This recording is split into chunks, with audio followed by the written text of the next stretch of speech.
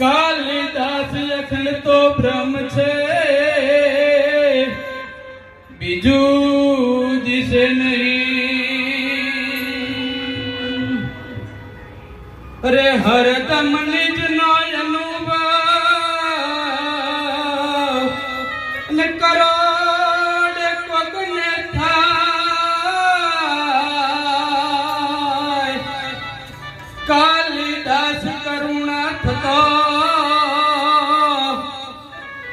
કારુ જીવતો વૈકુંઠ જાય.